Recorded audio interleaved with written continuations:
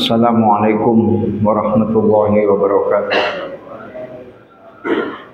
Alhamdulillahi wahdah, sadaqa wa'dah, wa nasara 'abdah, wa a'azza jundah, wa hazamal ahzaba wahdah. Asyhadu an la ilaha illallah wa asyhadu anna Muhammadan abduhu wa rasuluh, la nabiyya wa la rasula ba'dah.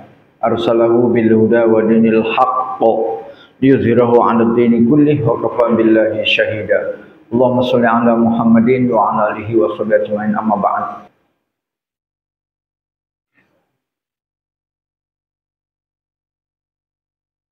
Bapak-bapak jamaah maghrib Masjid Raudhatul Jannah.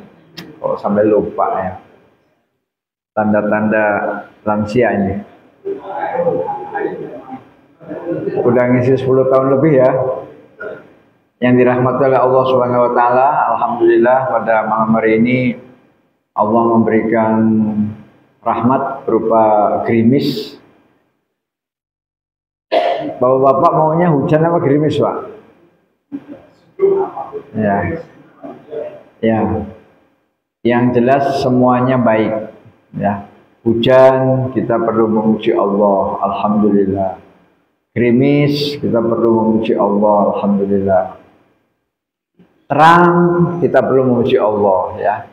Jangan sampai kita mengeluh, jangan. Semuanya disyukuri. Malam ini kalau menurut kalender Indonesia ini tanggal 1, Pak. Malam ini tanggal 1. Tanggal 1 bulan Zulhijjah.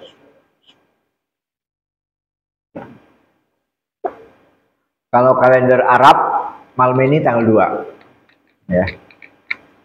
Saya melihat televisi Mekah. Melihat televisi Mekah itu kemarin malam itu di televisinya itu sudah tertulis 1 Zulhijjah di televisinya. Itu tadi malam, ya, maksudnya bukan malam ini, bukan kemarin malam, tadi malam. Jadi malam ini hari kedua, ya, tanggal 2 Zulhijjah. Itu menurut Arab Saudi. Sedangkan kita kan di Indonesia, tentu melihat hilalnya tidak harus sama dengan Saudi, ya. Jadi bagi yang ngotot, kan kita duluan, Pak.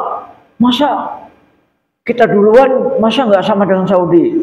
Ya silakan, yang ngotot begitu silakan.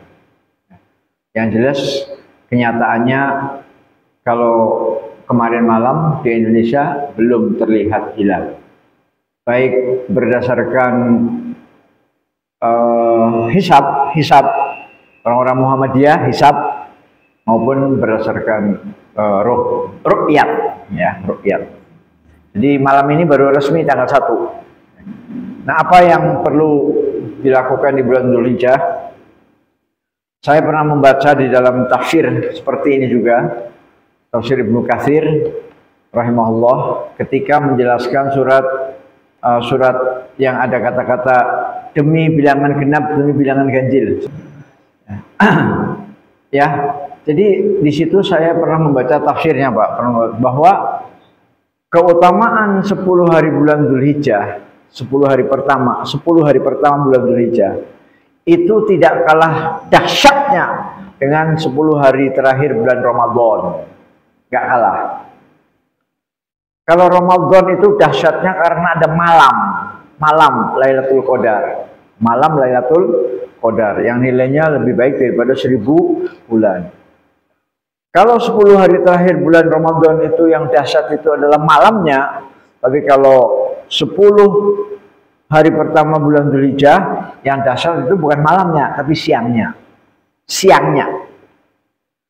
Oleh karena itulah maka kita dianjurkan di 10 hari pertama bulan Dzulhijjah kita dianjurkan untuk banyak beramal soleh, ya, banyak berbuat baik kepada istri, kepada anak, kepada tetangga, kepada janda-janda miskin yang anaknya banyak, ya, bukan janda kaya yang nggak punya anak, bukan, ya.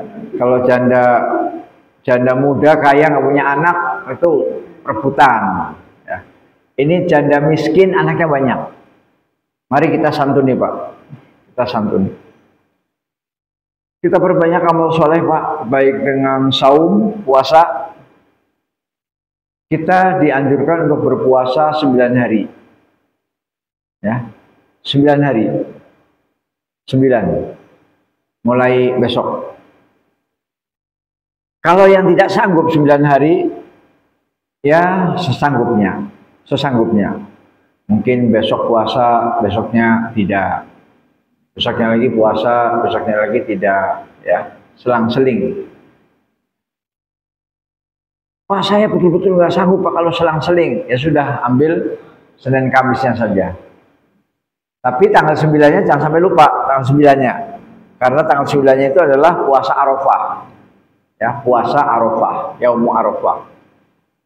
Jadi diisi dengan saum atau siam, berpuasa, diisi dengan amal soleh yang lain. Memperbanyak sedekah, menyambung silaturahmi. Mungkin selama ini adik kakak bermusuhan, ya, tidak seteguran. Mari sambung lagi Pak, silaturahminya sambung lagi, ya sambung lagi. Kemudian sedekah, kemudian hindari perbuatan dosa. Karena kalau pahalanya dilipatkan, maka dosanya pun dilipatkan. Karena bulan Dzulhijjah adalah salah satu di antara minha arba'atun hurum, di antara 4 bulan yang dimuliakan, yang dihormati oleh Allah Subhanahu wa taala. Dalam 12 bulan minha arba'atun hurum. Ada di antara 12 bulan itu ada 4 bulan yang dihormati oleh Allah, yang dimuliakan, yaitu Dzulqa'dah, Dzulhijjah, Muharram, dan Rajab. Nah, itu 4 bulan yang dimuliakan, dan pada bulan-bulan itu dilarang melakukan peperangan, ya. Harus melakukan gencatan senjata. Ya, dilarang melakukan peperangan. Kecuali kita diserang. Nah, kalau diserang, ya lawan. Masa diserang, nih leher saya. Maksud begitu. Kalau diserang harus melawan. Kecuali. Tapi pada prinsipnya jangan memulai dulu berperang. Di dalam 4 bulan haram. 4 bulan yang dimuliakan oleh Allah Subhanahu wa taala. Bapak-bapak sekalian, saya kira bulan Dzulhijjah ini tidak akan saya perpanjang, itu hanya untuk ngasih kabar gembira saja. Ngasih kabar gembira bahwa malam ini tanggal 1. Dan sesuai dengan sunnah Nabi, barang siapa yang berniat berkorban, maka mulai tanggal 1 tidak diperbolehkan untuk memotong rambut dan memotong kuku. Ya. Hadisnya ada, bapak-bapak bisa lihat di dalam kitab Nailul Autor, ada hadisnya jelas. Jadi kita tidak diperkenankan untuk memotong rambut dan memotong kuku. Setelah kambing kita, sapi kita dipotong, setelah dipotong baru boleh. Baru boleh untuk memotong kuku dan memotong rambut. Ya. Jadi itu bapak-bapak yang mau berkorban, tolong selama 9 hari itu tidak potong kuku dan tidak potong rambut. Baik, saya masih melanjutkan kajian kita bulan yang lalu. Saya masih ingat, yaitu janji saya tentang 2 golongan itu, ya 2 golongan. 2 golongan itu ternyata setelah saya baca tafsirnya adalah Yahudi dan Nasrani, ya Yahudi dan Nasrani. Itu yang dimaksud dengan 2 golongan. Ya, ayatnya saya baca di sini, surat Al-An'am 156 157. Jadi ayatnya a'udzubillahi minasyaitonirrajim. An taqulu innama unzilal kitabu ala ta'ifataini min qablina wa in kunna an dirasatihim laghafilin. Au taqulu law anna unzila alaina alkitabu lakunna ahda minhum faqad ja'akum bayyinatun mir rabbikum wa hudaw wa rahmah. Artinya Al-An'am 156 157. Surat Al-An'am 156 157. Kami turunkan Al-Qur'an itu agar kamu tidak mengatakan bahwa kitab itu hanya diturunkan kepada dua golongan saja sebelum kami.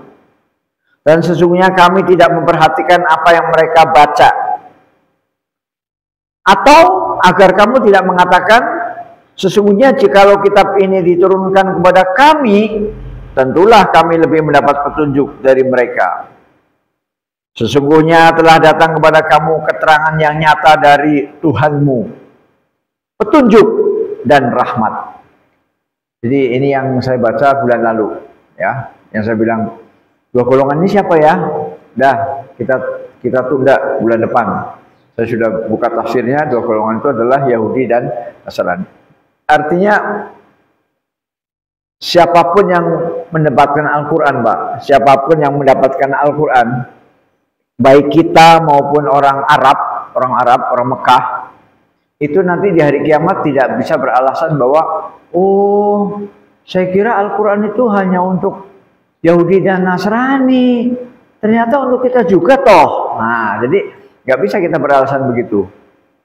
Karena jelas bahwa Al-Quran itu adalah untuk manusia setelah Nabi Muhammad diutus. Setelah Nabi Muhammad diutus resmi jadi Nabi, jadi Rasul, umur 40 tahun, maka pada saat itu seluruh umat manusia harus mengikuti Al-Quran. Harus mengikuti Al-Quran. Karena kitab-kitab yang telah lalu sudah tidak boleh dipakai lagi, sudah kadaluarsa. Ya.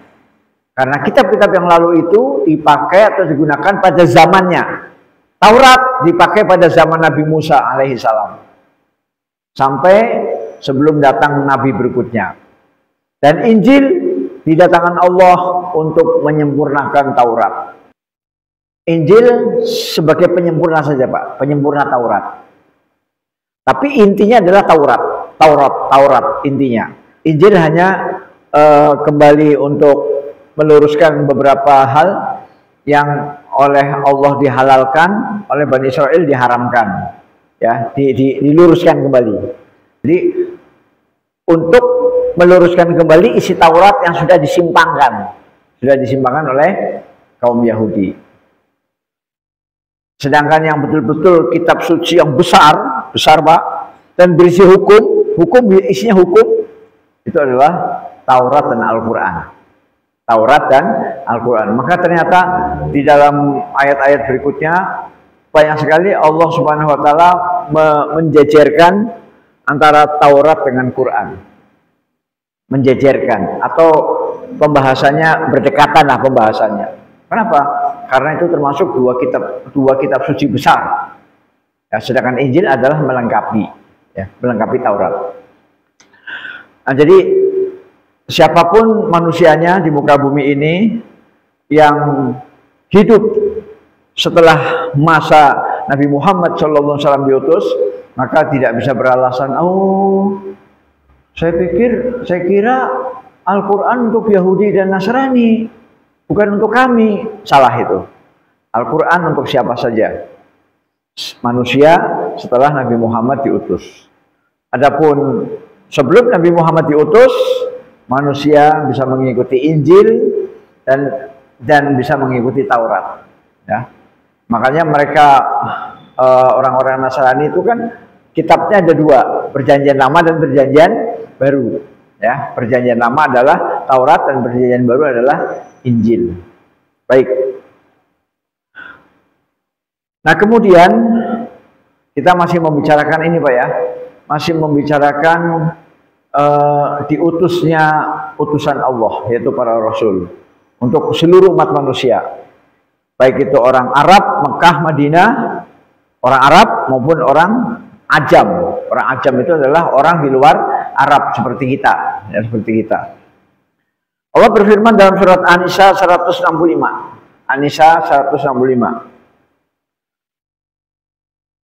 Rusulan mubasysyirin wa mundzirin li'alla yakuna lin-nasi 'ala Allahi hujjatun ba'dar rusul. Mereka kami utus selaku rasul-rasul pembawa berita gembira dan pemberi peringatan agar tidak ada alasan bagi manusia membantah Allah. Agar tidak ada alasan bagi manusia membantah Allah. Sesudah diutusnya rasul-rasul itu, ya. Jadi setelah rasul diutus, setelah Nabi Muhammad SAW diutus, maka manusia, kita semua tidak ada alasan seperti tadi, ya, membantah Allah. Ya Allah, saya nggak tahu kalau nyembah kuburan itu dosa. Ya Allah, saya nggak tahu kalau nyembah Nyi Roro Kidul itu nggak boleh. Ya Allah, saya nggak tahu kalau nyembah malaikat, nyembah setan, nyembah jin nggak boleh. Itu kita nggak ada alasan. Ya, tidak ada alasan untuk membantah Allah. Nggak ada. Setelah diutusnya Rasul, kecuali Rasul belum diutus, Nabi Muhammad belum lahir. Ya, itu pun kita masih harus mengikuti kitab sebelumnya, ya, yaitu Taurat dan Injil. Meskipun memang antara Taurat dan Injil kemudian Nabi Muhammad itu jaraknya cukup jauh, Pak. Jauh jaraknya. Dan di situ terjadi kekosongan. Kekosongan. Itu yang disebut dengan masa fatrah. Masa fatrah adalah masa terputusnya Rasul. Jadi cukup jauh, Pak, jaraknya. Nah, ketika jaraknya jauh, manusia terkatung-katung. Ya. Ikut siapa, ya. Itu namanya masa fatrah, masa terputusnya Rasul. Kalau ketika itu betul-betul belum pernah mendengar tentang Nabi Musa, belum pernah mendengar tentang Taurat, belum pernah mendengar tentang Injil Nabi Isa alaihissalam, maka dia berbuat kemusyrikan, tidak akan diazab oleh Allah Subhanahu wa taala. Ya, tidak akan diazab. Wa ma kunna mu'adzibina hatta nab'atsa rasula.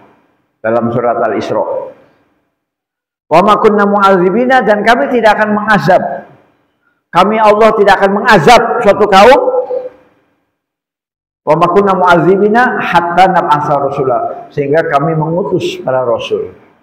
Ya, jadi kalau belum diutus rasul, betul-betul manusia itu putus, tidak kenal babar belas dengan Nabi Musa, dengan Taurat, dengan Nabi Isa, dengan Injil, maka dia tidak akan diazab oleh Allah. Tapi kalau, oh, saya pernah dengar di sana ada apa namanya ahli agama Taurat, di sana ada ahli kitab Injil, saya pernah dengar. Nah, kalau sudah pernah dengar berarti akan tetap diazab oleh Allah Subhanahu wa taala kalau dia melanggar, kalau dia menyimpang, ya. Jadi surat An-Nisa 165 juga isinya sama, bahwa diutusnya rasul-rasul dengan membawa kitab suci untuk menjadi hujah, untuk menjadi satu dalil. Manusia tidak bisa lagi membantah Allah. Manusia tidak bisa lagi mengatakan, ya Allah, saya nggak tahu loh, nggak bisa. Ya. Kemudian terakhir surat Al-Maidah 19. Al-Maidah 19 masih topiknya tentang Rasul, Pak. Ya, topiknya tentang Rasul. Karena bulan lalu kan kita sudah menjelaskan bahwa Nabi Muhammad meskipun belum pernah hidup di zaman Nabi Musa, tapi kan bisa bercerita dengan fasih tentang kisah Nabi Musa. Bisa bercerita dengan fasih tentang Maryam, ibunda Nabi Isa alaihissalam, dan nabi-nabi yang lain. Ya. Padahal Nabi Muhammad tidak mengalami, tidak melihat langsung. Ya. Nah, itulah maka Nabi Muhammad sebagai Rasul, ya, karena mendapatkan wahyu. Ya. Nah, kita lihat surat terakhir Al-Maidah 19. Ya ahlal kitab qad ja'akum rasuluna yubayyin lakum ala fatratin minar rusuli an taqulu ma ja'ana min basyirin wala nadhir. أن تقولوا ما جاءنا من بشير ولا نذير فقد جاءكم بشير ونذير والله على كل شيء qadir. Artinya, hai ahli kitab, sesungguhnya telah datang kepada kamu Rasul kami, menjelaskan syariat kami kepadamu ketika terputus pengiriman Rasul-Rasul, ketika vakum, kosong.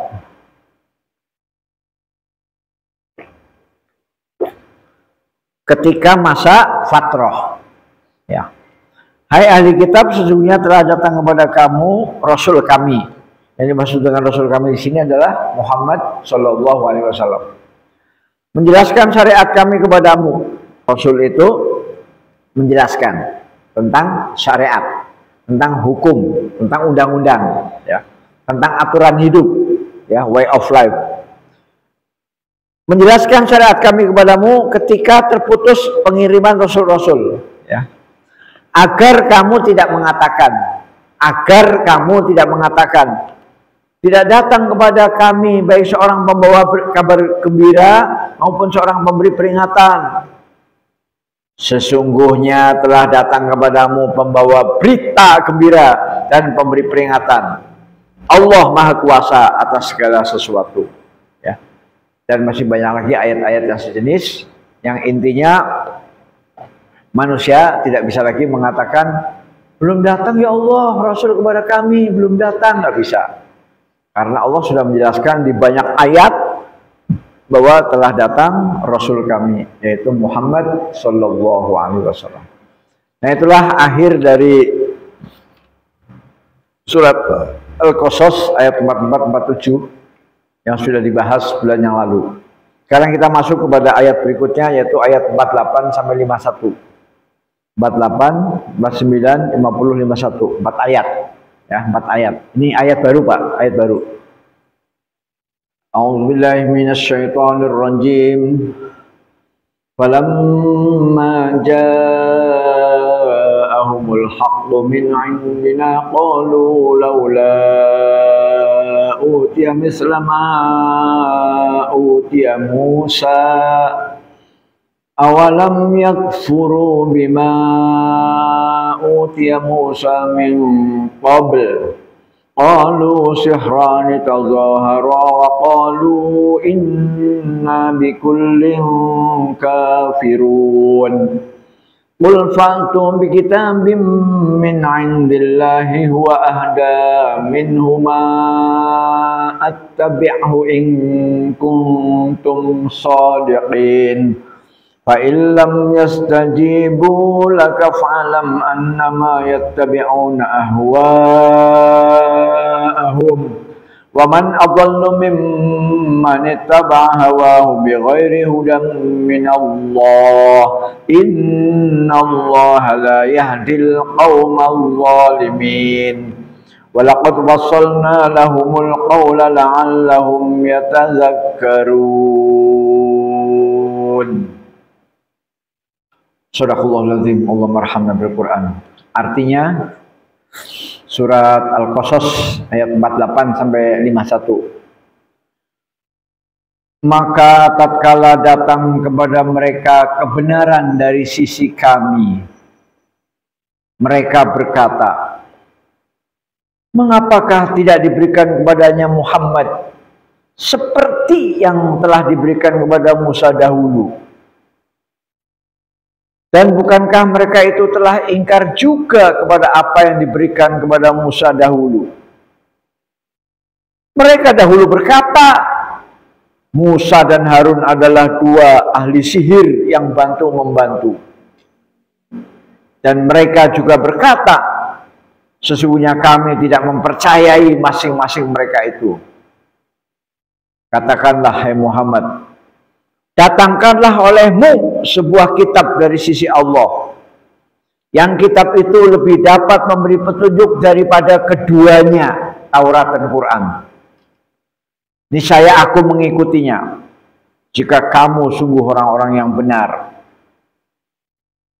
Maka jika mereka tidak menjawab tantanganmu, ketahuilah bahwa sesungguhnya mereka hanyalah mengikuti hawa nafsu mereka belaka. Dan siapakah yang lebih sesat daripada orang-orang yang mengikuti hawa nafsunya dengan tidak mendapat petunjuk dari Allah sedikit pun? Sesungguhnya Allah tidak memberi petunjuk kepada orang-orang yang zalim. Dan sesungguhnya telah kami turunkan berturut-turut perkataan ini Al-Quran kepada mereka agar mereka mendapat pelajaran. Demikianlah Bapak-Bapak sekalian surat Al-Qasas ayat 48 sampai 51 yang intinya apa ya? Di sini Pak, di sini diberi judul begini. Sikap orang-orang kafir yang menyakitkan Nabi dan jawaban atas mereka. Sikap orang-orang kafir yang menyakitkan Nabi.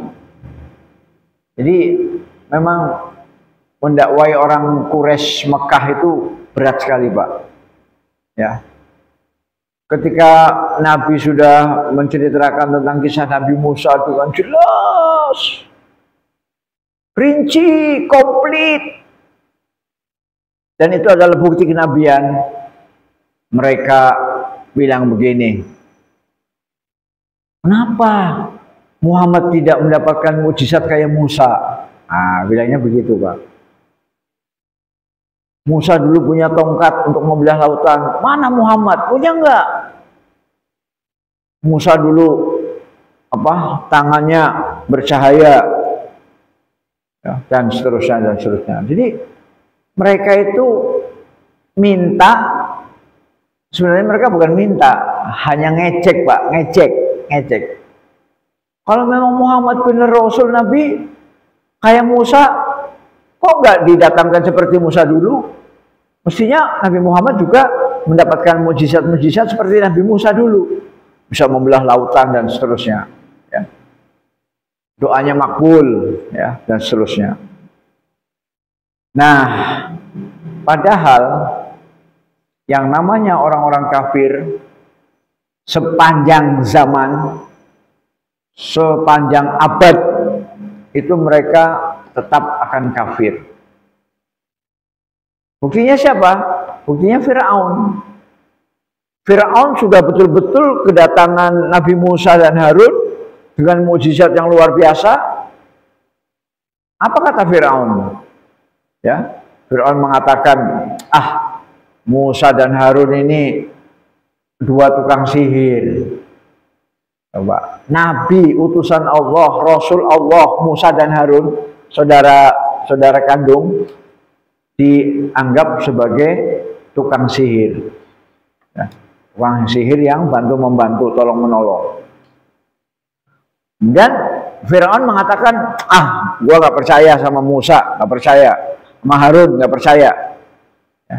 Jadi artinya orang-orang kafir itu walaupun betul-betul ditunjukkan mukjizat yang dahsyat, tetap orang-orang kafir itu tidak percaya. Maka dalam ayat ini Allah mengatakan bahwa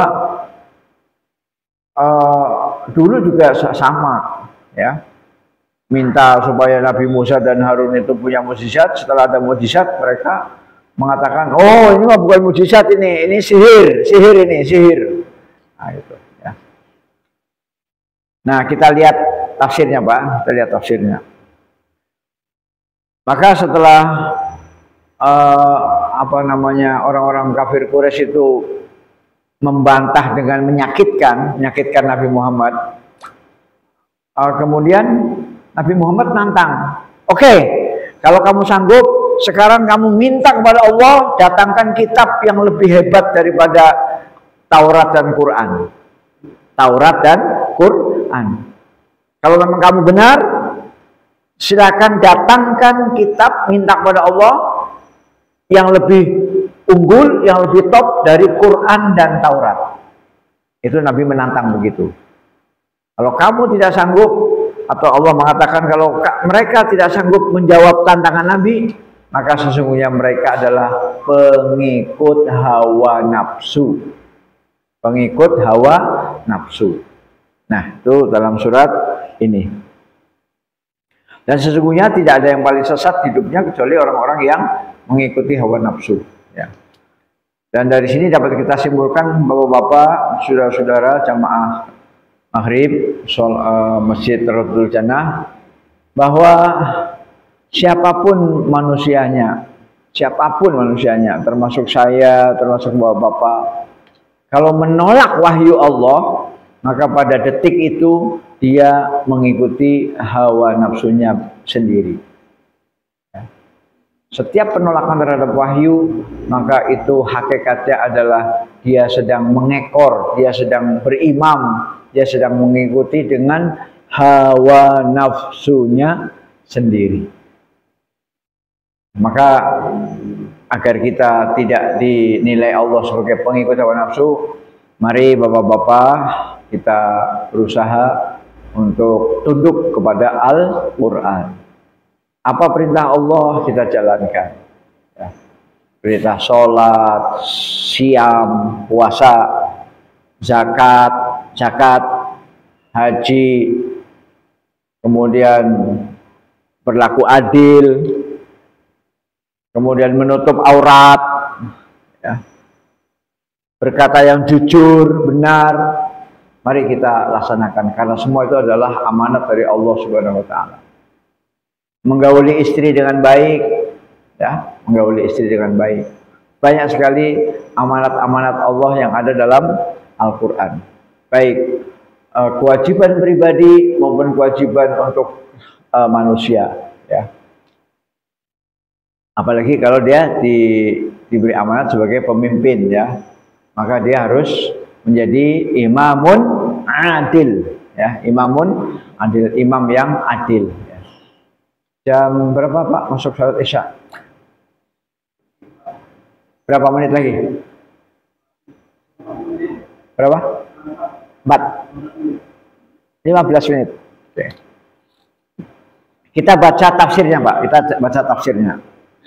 Sikap orang-orang kafir yang menyakitkan Nabi dan jawaban atas mereka. Pada rangkaian ayat ini Allah menceritakan kaum yang apabila ditimpa azab kepada mereka sebelum ditegakkan hujah, niscaya mereka akan beralasan bahwa belum datang kepada mereka Rasul yang membawa kebenaran. Ya, jadi kalau belum datang Rasul, pasti mereka mengatakan, saya nggak tahu. Nggak ada yang ngasih tahu saya, nggak ada yang ngasih tahu. Nah, mereka akan berkilah seperti itu. Namun, di saat kebenaran itu datang kepada mereka dari Allah melalui lisan Rasulnya, yakni Nabi Muhammad SAW, maka mereka menentangnya dengan sikap yang menyakiti, dengan penentangan, dengan kekufuran, dengan kejahiliahan atau kebodohan, dan berpaling dari kebenaran tersebut. Ya, jadi seperti itu. Jadi ketika belum datang Nabi, belum datang Rasul, mereka mengatakan nggak tahu, saya nggak tahu. Ya, oke lah, itu wajar ya. Namanya memang belum datang Nabi. Tapi ketika Nabi sudah datang, Nabi sudah diutus, mereka betul-betul menolak. Ya, mereka ingkar, mereka kufur, ya, mereka menyakiti dengan lisan. Mereka berkata, laula utiya mislama utiya Musa awalam yakfuru bima utiya Musa min qabl qalu sihrani tadhahara wa qalu inna bikullin kafirun. Mereka berkata, mengapa tidak diberikan kepadanya Muhammad seperti yang telah diberikan kepada Musa dahulu? Dan bukankah mereka telah ingkar juga kepada apa yang diberikan kepada Musa dahulu? Mereka dahulu berkata, Musa dan Harun adalah dua ahli sihir yang bantu-membantu.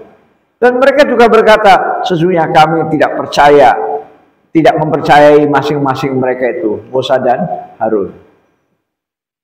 Maksudnya, kata Imam Ibnu Katsir, wallahu a'lam, mereka menggugat. Ya, mereka menggugat. Mengapa tidak diberikan kepada mukjizat? Mengapa tidak diberikan kepada Muhammad Mukjizat-mukjizat seperti yang telah diberikan kepada Nabi Musa, seperti tongkat yang berubah menjadi ular, ya. Mukjizatnya Nabi Musa kan salah satunya tongkat berubah menjadi ular.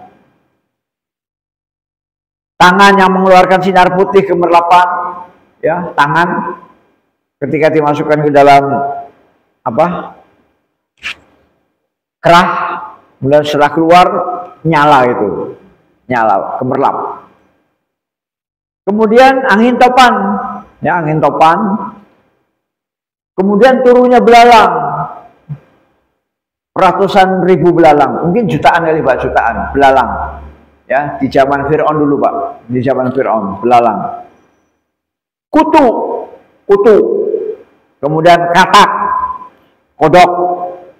Kemudian air minum yang berubah menjadi darah. Air minum semuanya berubah jadi darah Pak.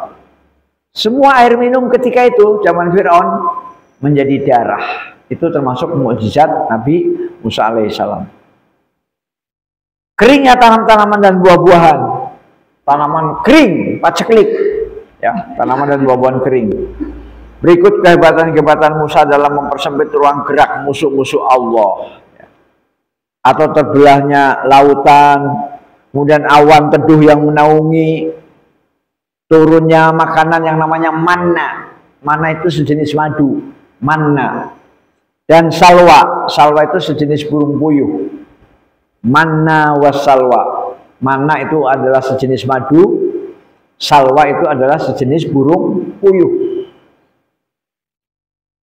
Berikut tanda-tanda kebesaran Allah serta mukjizat-mukjizat agung lainnya yang Allah anugerahkan kepada Nabi Musa sebagai hujjah, sebagai argumen dan dalil yang tidak terbantahkan untuk menghadapi kesombongan Fir'aun dan para pembesar negerinya, serta untuk menghadapi Bani Israel yang berwatak keras kepala.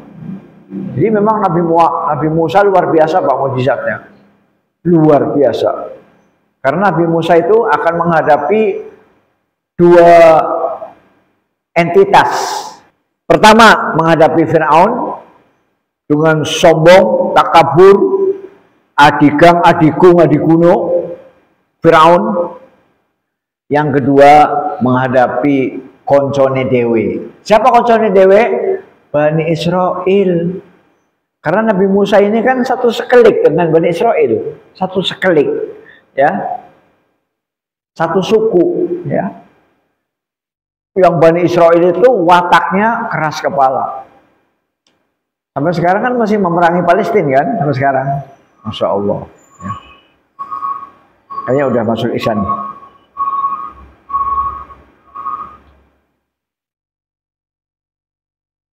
Meskipun begitu jelas mukjizat dan tanda-tanda kebesaran Allah berada di depan batang hidung mereka, namun hal itu sedikit pun tidak bisa mengetuk kesadaran Fir'aun. Sudah jelas mukjizat di depan mata Pak. Tongkat jadi ular. Melihat sendiri Fir'aun itu melihat sendiri. Ya, tapi ternyata kesadarannya tidak tersentuh, tidak terketuk. Bahkan mereka tetap pada sikapnya semula, yaitu menentang Nabi Musa dan saudaranya Harun. Sikap keras hati ini dilukiskan oleh Allah di dalam firman-Nya ketika mereka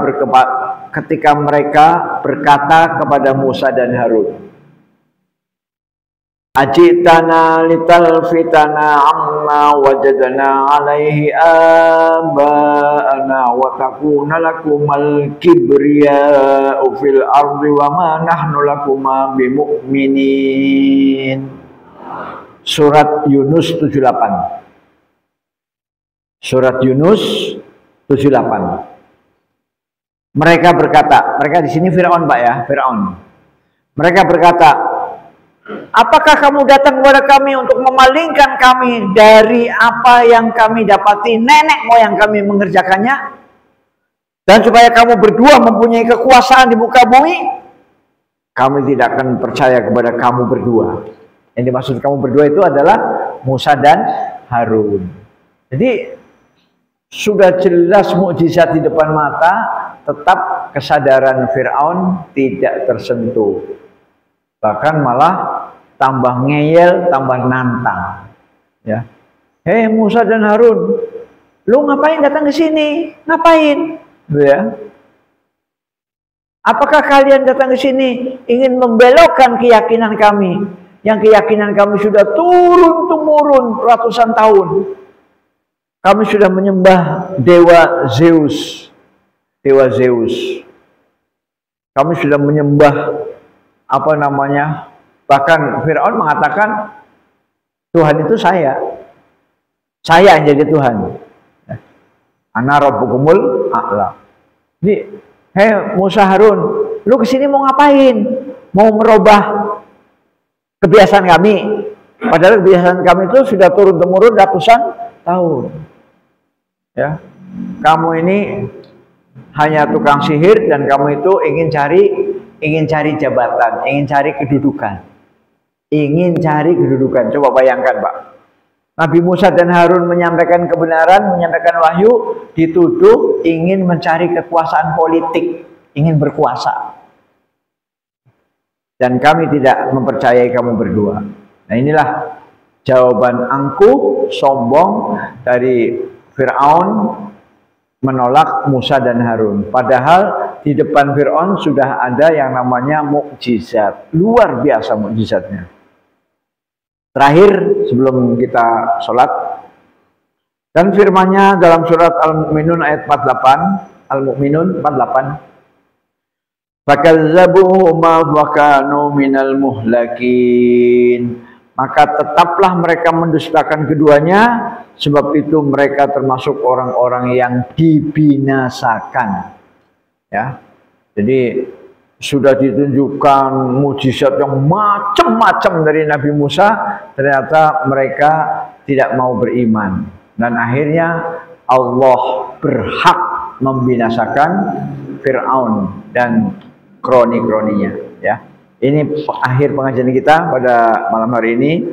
Mudah-mudahan kita termasuk orang-orang yang beriman kepada Al-Quran. Wabillahi taufiq wal hidayah. Assalamualaikum warahmatullahi wabarakatuh.